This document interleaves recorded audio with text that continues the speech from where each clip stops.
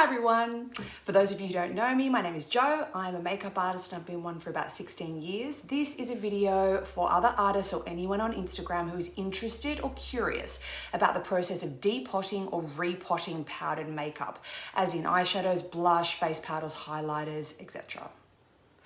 I really wanted to make this video because when I was doing my research about repotting, I just felt like there wasn't a lot of information out there.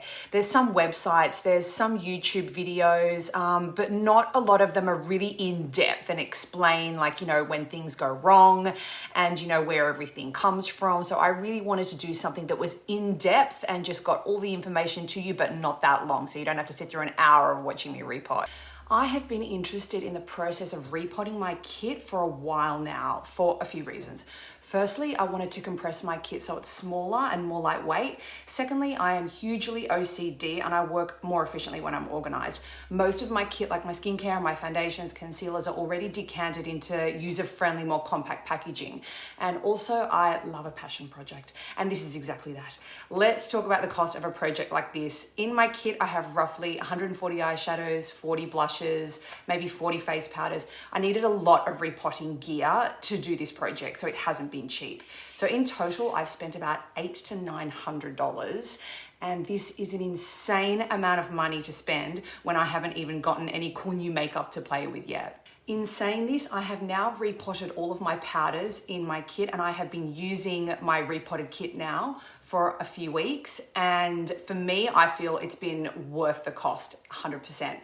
It's a one-off cost. Once you've bought all the gear, you can repot till the cows come home. The method that I chose to use was the KITPAK system here. This is sold at Makeup and Glow here in Australia, and you are also going to need molds in order to repress, and the molds are from the Artist Arsenal, these little guys here. We'll talk more about those. You need a binder, and I chose FIXY spray here, which is an amazing product. You're also going to need a method to repress, and so you can use your hands on the mold to repress, but I just wanted to do it properly, so I invested in an Arbor Press, which is a 1-ton pressure machine that sets those repotted powders firm. It's amazing. Let's go through what my setup looked like prior to repotting and what it looks like now. This was my setup. As you could see, I had a giant container there containing all of my powders, face powders, and I had 2 full Model Rock Shadow Bibles, so 5 palettes in each. And as you can see in the top corner there, I have already pressed a palette there of blushes so that you can see what it looks like in comparison. So one of the KITPAKs is 2 of those Model Rock Shadow Bible sizes. Here is what it looks like completely pressed. As you can see, that container is now empty and all of the face powders are in the KITPAK palettes, and it's much more compact and sits really tightly on the table, takes up so much less space, and now that container is completely free for something else. Here's a really good side-by-side comparison. You can see there my Model Rock Shadow Bible's all empty and the container's empty and the KITPAK's all pressed up next to it. And in comparison, it's so much smaller. Definitely more compact and lightweight in my kit. I've still got some space there, as you can see, for some more eyeshadows and powders in that top corner if I need to. It's so much better. This is how I have them stored in my kit. I've got my 2 lipstick palettes there that I have done. And I just have them all sort of filed in here. The way that I've labeled them is just putting on the front what it is. And here I've just put a label on the side on both sides. So it doesn't matter which way that I put them in. And they all just sit nicely tucked in there with a few products around them. Obviously for Makeup and Glow, KITPAK do an actual clear bag with dividers that you can get them in, but they've been in here for a couple of weeks now and nothing's broken. They're very, very secure. As long as they're packed tightly, they're fine. You must know when it comes to repotting, there are many ways and methods you can go about it. I deep dived into YouTube and Instagram for a couple of months, watching all videos, anything I could get my hands on to try and find the method and the system that I felt was best for me. Let's talk about where all the gear comes from that I have chosen to use, and I'll list all the details and the brands where to get it from in the caption. These are the KITPAK products, and KITPAK is purchased from Makeup and Glow here in Australia. And so this is what the magnetic compact looks like when you take it out. It has a protective film on it that you can peel off, and they just open out like this. They're really small. They are a lot smaller than they kind of look in the picture. I absolutely love them. And the pans come in a little purple sort of packet like this. And There's an even number, whichever size you get, there is a perfect number of pans that will fit in here to make it full. Now let's have a look at what it looks like when you mix and match the pans together. Here you can see the size comparison, and you can see that the KITPAK system was designed so that you can mix and match sizes if you need to. You can just have all the one size in the palette, or if you want to, you can mix them all up like this. So they all fit together perfectly like a little jigsaw puzzle. It's a great system. You are also going to need your molds. So the molds are purchased from the Artist's Arsenal. A makeup artist called Hallie makes these and sells them. So you do not buy the molds from KITPAK, which I thought was quite confusing. But yeah, the Artist's Arsenal, Hallie is amazing. Shipping is 3 business days for these. They come from the States to Sydney in 3 business days. It's out of control. I have 2 sets because I stuffed up this set. I was very stupid and didn't read the instructions, and it says to just clean them with warm soapy water, and I decided to put these guys in the dishwasher and I warped them. So don't do that. It says to just clean them with warm soapy water, or you can wipe them down in between colors. And this is what the molds look like. So each one corresponds to the size in the KITPAK collection, and it's like a little sort of embossed lid. Each one sort of has a little imprint on it like that.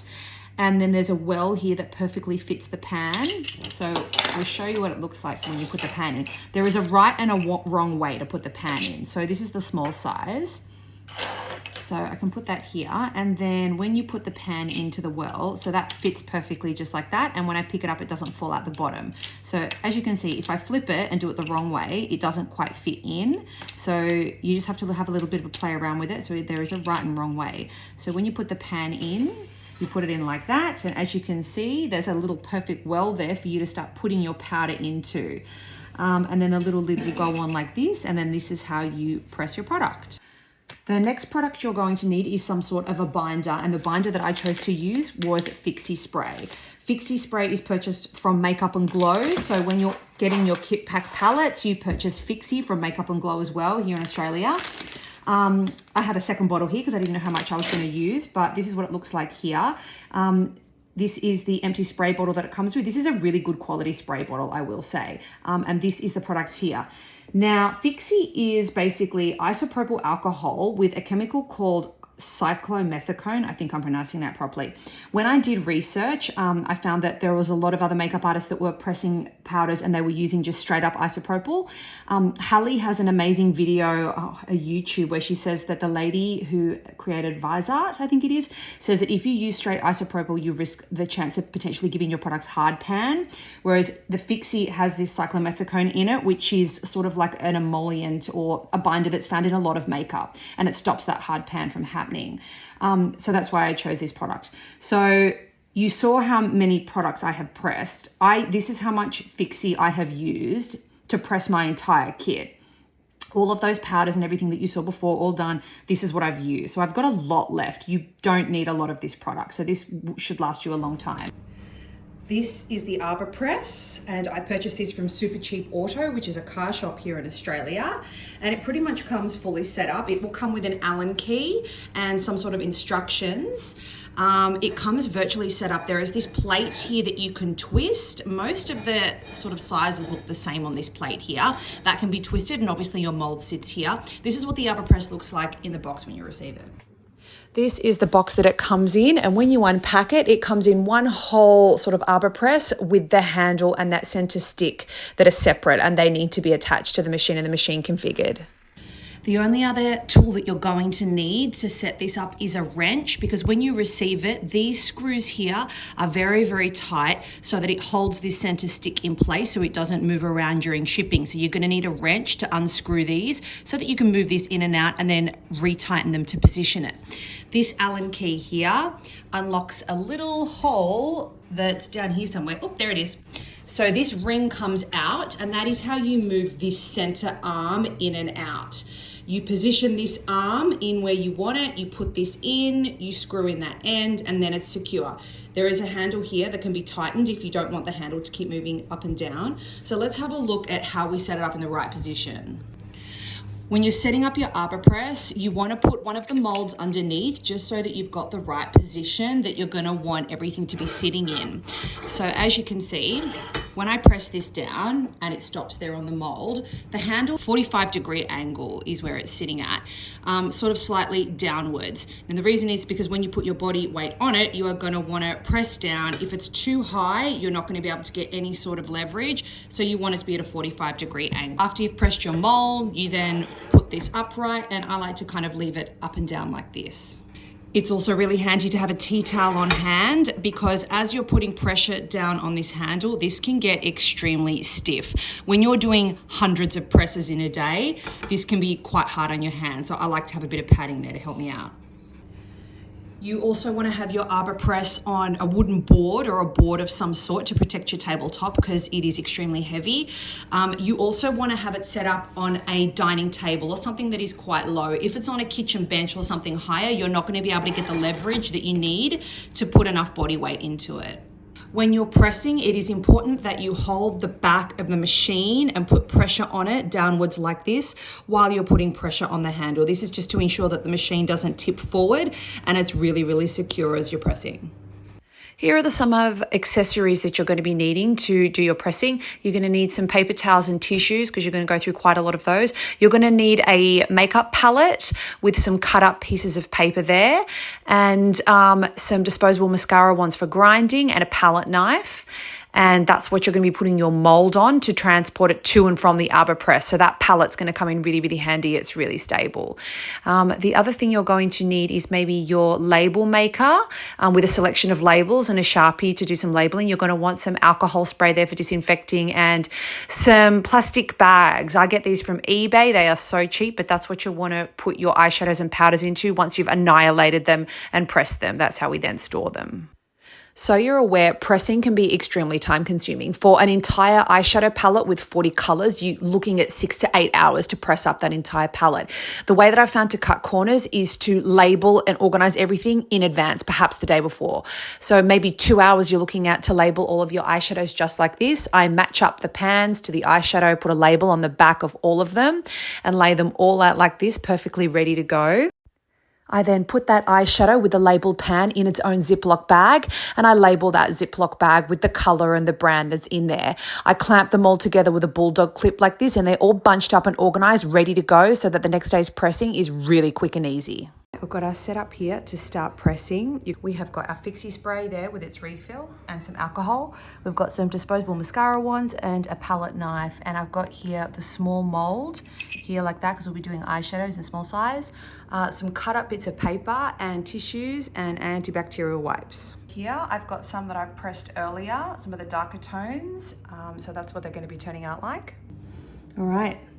Please excuse my hands, they're absolutely filthy, but I can guarantee you they are sterilized. You could use gloves while doing this, but I sort of, unless they're really tight surgical gloves, I sort of feel that you really need your fingertips. It's a very dexterous thing, this.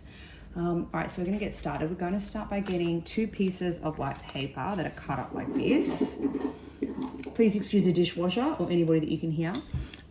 Here I've got my pre-labeled and pre-done little palette and an eyeshadow here, and my pre-labeled bag. I'm just going to get a little bit of alcohol and just spray the inside of that tin just to make sure it's sterile. Get our mold here. Here it is, very, very cute. Put our eyeshadow here.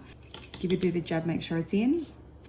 Now, to grind this up, there are many ways you can grind this up, but the best way is just a mascara wand and just doing it this way. I'm going to stand up for this, it's easier to see. So, little circle motions like this. If you want to preserve the eyeshadow, as in use it again, you can take it from the outside like this and almost be left with like a button of it in the middle so that you can continue using it. For this particular one, I'm never going to use this. It's always just going to be here ready to repot again. So I'm just going to pretty much just do it evenly all over. So you can actually get grinding machines like coffee grinders or like little like grinders on eBay, but it's just another thing to spend money on when this already costs a lot of money, and this kind of works just as good. I also sort of think that if you get a grinder, it's just more wastage because more product's going to get stuck to the inside of the grinder. Bit of a tap. Now, if a chunk comes off that isn't perfectly grinded, you can grab your palette knife here, and you can sort of press it to sort of crush it up more, and then you can cut it up. Then you can go back in with this and just sort of, you know, grind it up a little bit more. All right, I reckon that's good to go. So I'm going to pop him down. I like to give this a bit of a tap. FIXY spray. You don't have to do this, and Hallie from Artist Arsenal, who makes the molds, says you don't have to put anything in the bottom. I like to spray a little bit of binder in the bottom, just a very light mist. So when you're using the FIXY, you got to shake the crap out of it like this and hold it at a bit of a distance and sort of spray and just let the particles land, let the spray land inside the tray. Then you're going to get this and just sort of funnel it in. So that's just what's good about using paper. Get the mascara wand again. All right. Once it's in the mold, you can give it a bit of a shake. Now this is about halfway full. It's hard to gauge how much you actually need. I think it's probably safe to say halfway. And if it's not full when you press it, or, you know, at the right level, you can always crush it up and do it again and add a little bit more. But I think I'm gonna add a fraction more to this guy because it's a matte and sometimes they press down a little bit further. So once you're happy with it, give it a little bit of a shake like this to make sure that it's level. You can even go in with the spatula and just sort of even it up if you want, but just, I think a sort of a shake, pressing it onto the paper so that the pan doesn't kind of flip out the bottom, just like that. Now you wanna do one spray of FIXY. Give it a good shake again, and again from like a slight distance, a bit of a mist and it lands on it. Put your lid on your mold and then very carefully pick up this paper and then take it to your arbor press. So now that we're at the arbor press, we can very carefully slide the paper out. We've got our mold here nicely on our arbor press. I'm gonna lift up and just make sure that it's all even. Make sure that it's all straightened underneath.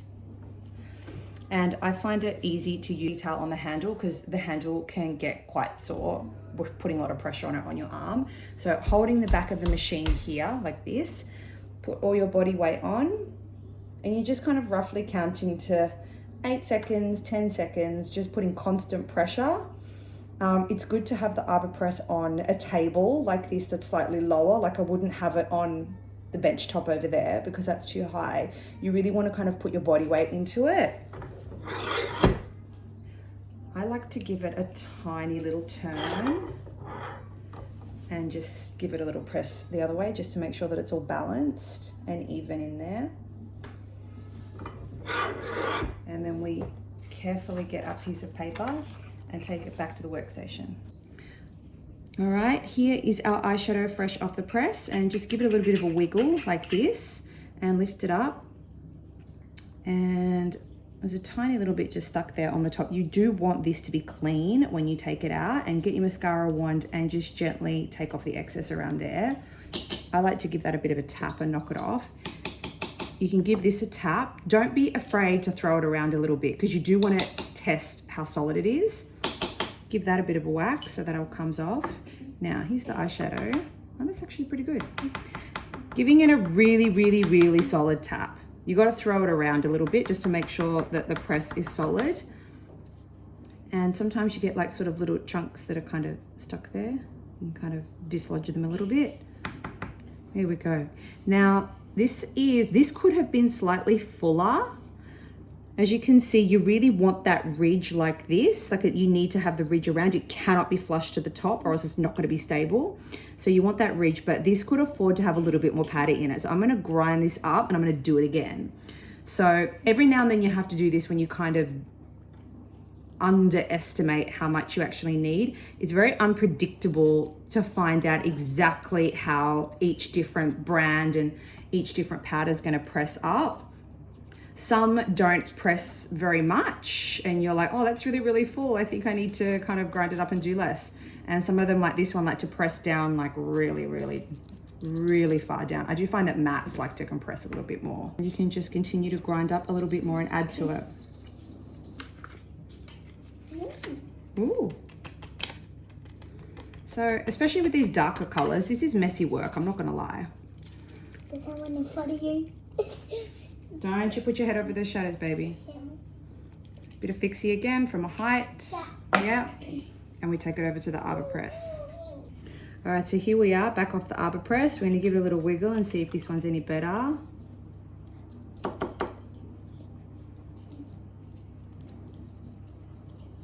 Knock off some of that excess, turn it over, give it a tap. Yeah, that's a little bit more full. That's really good. Give this a knock. Now, can you see that? Yeah. That's, yeah.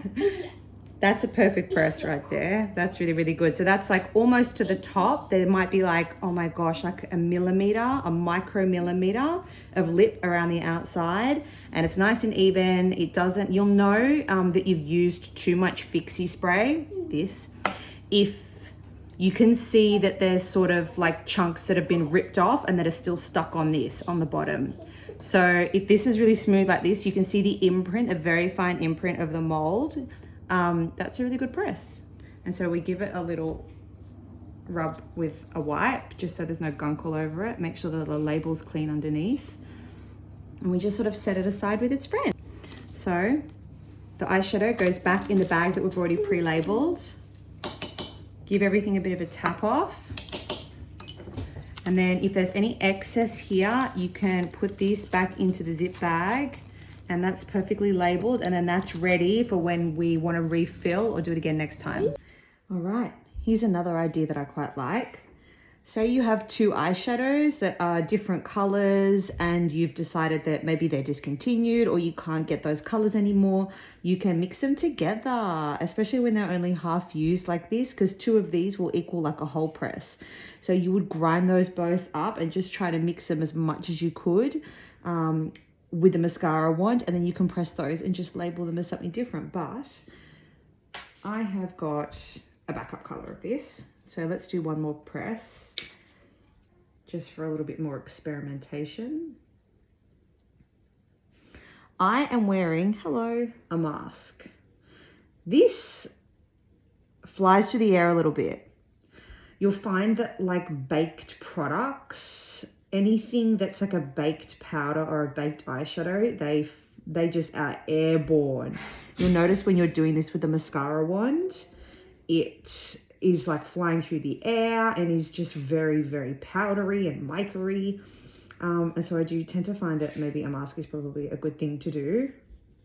I do find that the first time I did it and I didn't wear a mask, and then later in the afternoon, I sort of wiped my nose and realized that there was eyeshadow up there. So it's probably not a good thing. And a little bit of the extra one. Good. See how this goes. Yep, that's perfect. Fits in. Don't need to flip it. FIXY, a little bit of a shake. Little spritz in the bottom at a distance. And then again, pouring it in. Take it over to the Arbor Press. All right, here we are. Give it a little bit of a wiggle. Check the bottom, and that's clean. You will find that the mattes tend to stick to the bottom more. Even though the press is still perfect, you will notice a little bit of eyeshadow that likes to come up with that top of the mold. So let's get some of that excess off there. And flip it over. Give it a bit of a whack and just pop it out. Give that a whack. Oh, he's perfect. Give it a big whack on its corners just to make sure that it's stable and it's a solid press. You'll know if you've stuffed it up because quite often it will crack out at this point. But that is perfect. That's got like a perfect little 1 millimeter lip around the outside, if that. And that's a very good press, that one. I do find that the shimmers are way more predictable when you press them. Like they generally, it's like a guaranteed good one every time. Whereas the mattes, sometimes they press too much, sometimes, you know, not enough. But an example of one that I could do again, but I'm not going to, is this guy here. So this is extremely full. I don't know if you can see that, but like it's got like a little bit of a lip around the outside, but it's almost nudging it over the edge. So if I was feeling really fancy, I would have ground that up and done it again with less. but I kind of just thought I scraped in by like the skin of my teeth. So I'm going to leave it and see how it goes. Between colors, you could use a disinfecting wipe. If you're doing colors that are all really similar, you really don't need to. Just a wipe with a tissue is really all you need, unless you're drastically changing colors. In theory, you should be starting from lightest to darkest. I have done darkest to lightest, but I don't really have any whites or anything here. It's all like, you know, sort of like darker browns and oranges and that sort of a thing. So now I'm just taking out the ones that I've already pressed, and I'm just cleaning up this palette, and I'm reorganizing them in color order to make them all perfect, ready to go into their 2 new palettes. This is definitely my favorite part. They look so pretty and they fit really nicely into the palettes. The magnetism's not too strong, but it's just strong enough. They're not going anywhere. They're very secure. Okay, here we are with the finished product. We've got here champagnes and golds in here. And this one's got the darker tones and some mattes and bronzes. Here they are folded up. They're so compact. I mean, look at that. That's insane. There's 40 eyeshadows in each, so 80 eyeshadows that fit into just these 2 little palettes. That's amazing. So don't be heartbroken if some things just don't want to press. There was a color that I was trying to press that was similar to like a really highly micronized white like this, and it just would not press. Every single time I tapped it to try to see how durable it was, it just would split in half. And it's the only color out of these 80 eyeshadows that I had a problem pressing. And so I just gave up, and I just figured I have 6 million other shimmer whites, so it'll be fine. So yeah, if something doesn't press and it just seems to be this one product, don't get heartbroken about it. Just move on. All right. Now it's time to press a powder. I have never done this before, so this is the first time. So we'll see how it goes. So please excuse any background noise that you hear. We've had a blackout, and so we have a generator. I'm just going to give the pan a little sterilize there with some alcohol. It's got some dots in there. I don't know what they are. I'm sure they're fine. All right. Already pre-labeled, and I did all that yesterday. So let's see how it fits in here. Yeah, so I think you're gonna find that the bigger molds are kind of easier to do. Like that like really solidly fits in there. So you can see if I flip it, it likes to slide out the bottom. So when it catches and it stays put, that's good. Mascara wand. I've got a mask on because I'm not sure. Oh yeah, I mean, this is not too bad. This doesn't fly around the room that much. Yeah, these face powders grind up very easily. Kind of easier than eyeshadows almost, especially this one because it's matte. So yeah, I'm not sure. I think probably most of it will probably go in this pan. It's quite a large pan. I'm actually really looking forward to doing these powders because, as you can see, all my powders are in this box back here. And far out, that's cumbersome. That is heavy. This is just going to be bomb. So like 10 powders this size will fit in one palette. That's just nuts. All right, let's give this a go. I'm going to give the bottom of the pan a little spray. Very lightly from a distance. All right. All right. I'm going to scoop this in, put this in here.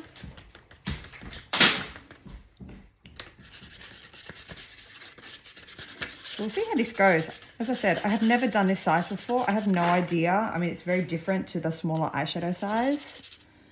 I might do a tiny bit more just for fun. And put that in. All right. We'll give this one a go. Let's see.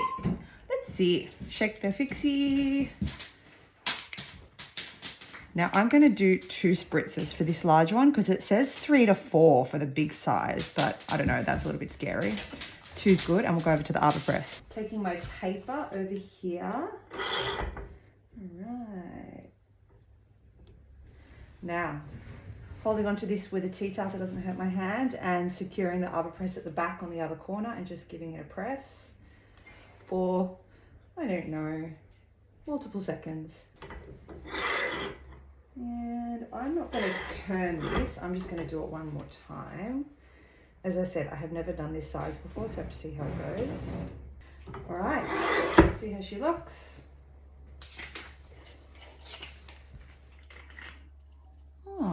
pretty good. Not too bad. No sticking on the top of that. This is a lot easier because you don't get as much powder coming up the sides compared to the eyeshadow size, which is usually quite frustrating because you feel like most of it has gone on the mold and not actually in the press. Scrape that off. Give that a tap.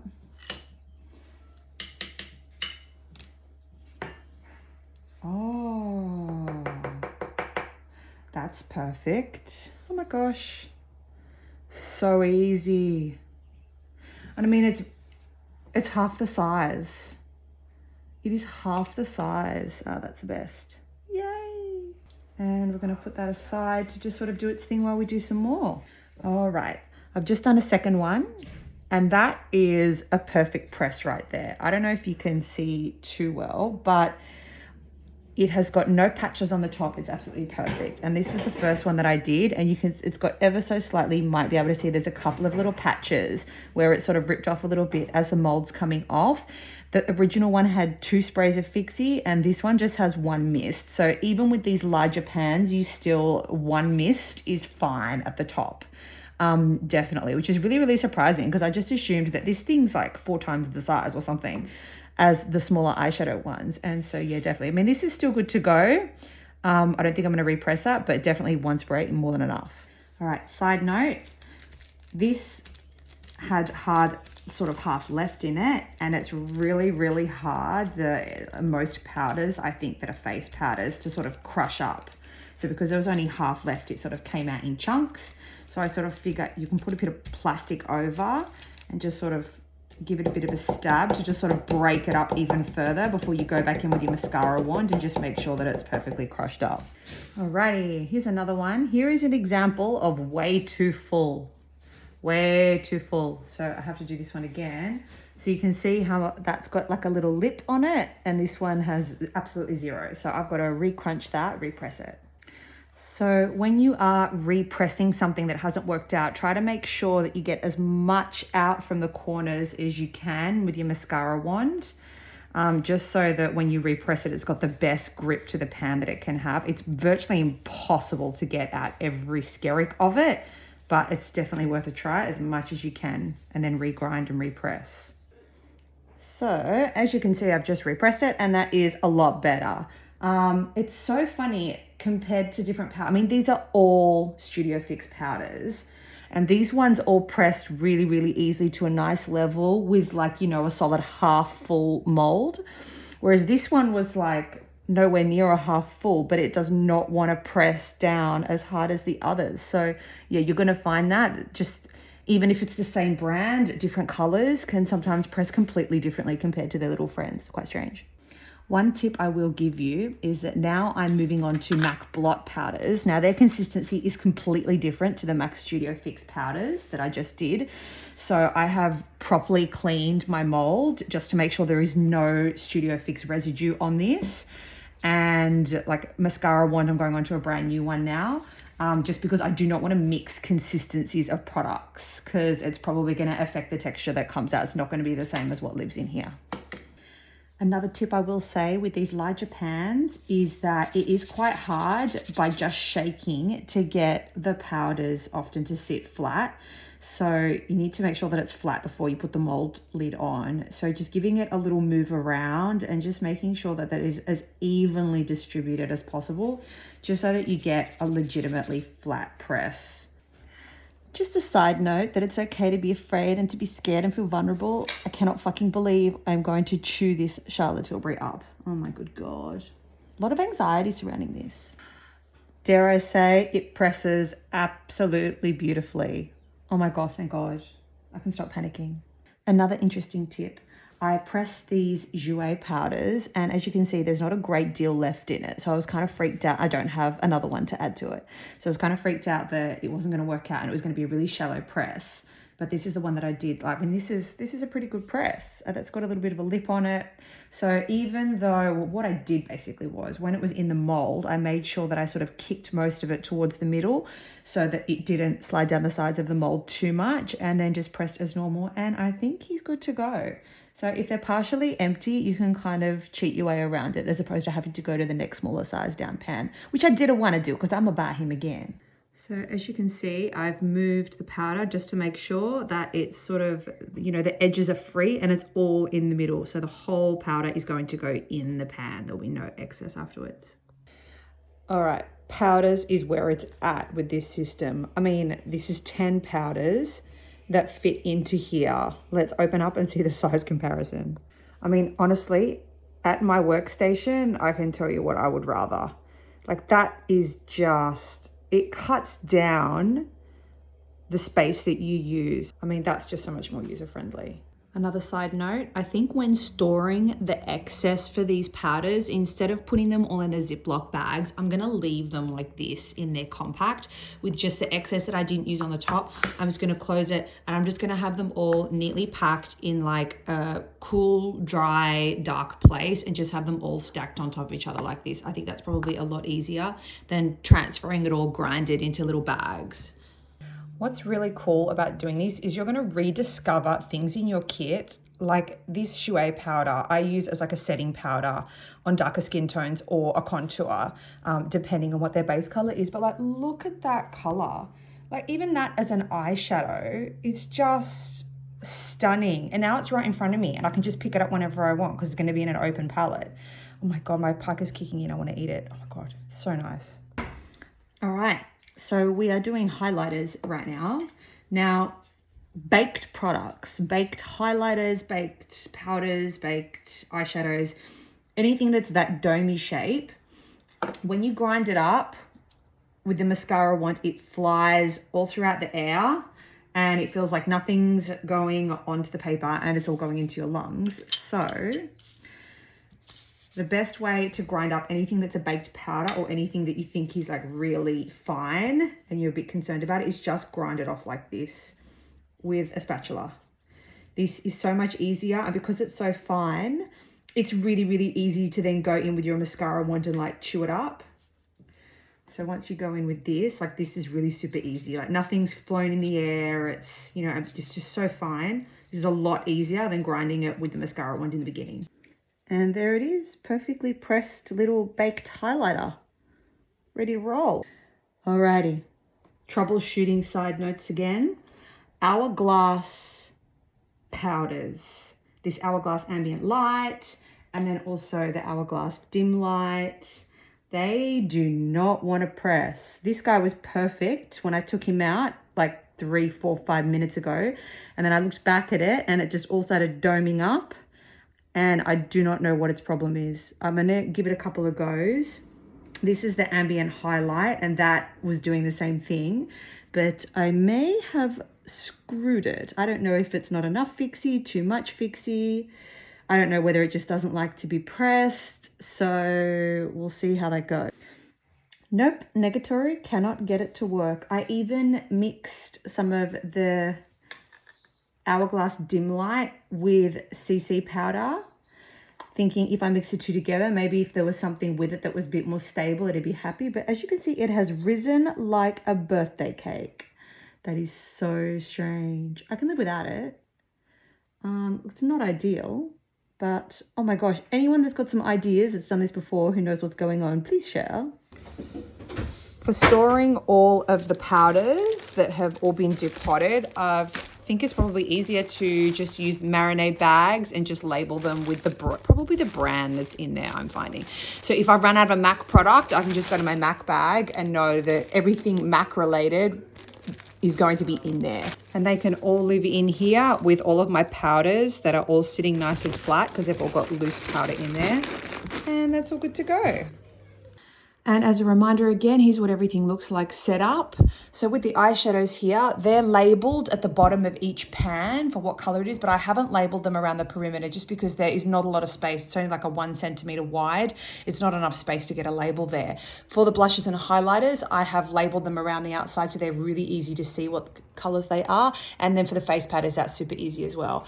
I've got my lipsticks here all set out. If you're interested in knowing how I did my lipsticks, there's a story or a reel earlier in my feed. They're quite easy to do in the oven to melt them all flat. Just looks beautiful. If you've watched till the end, thank you for getting this far. And if you have any questions at all or you're confused about anything, post them in the comment section. I'll definitely respond. I have learned so much about repotting and about makeup over this whole process. And if I've forgotten something, definitely give me a shout out and I'll respond. Thank you very much. Bye.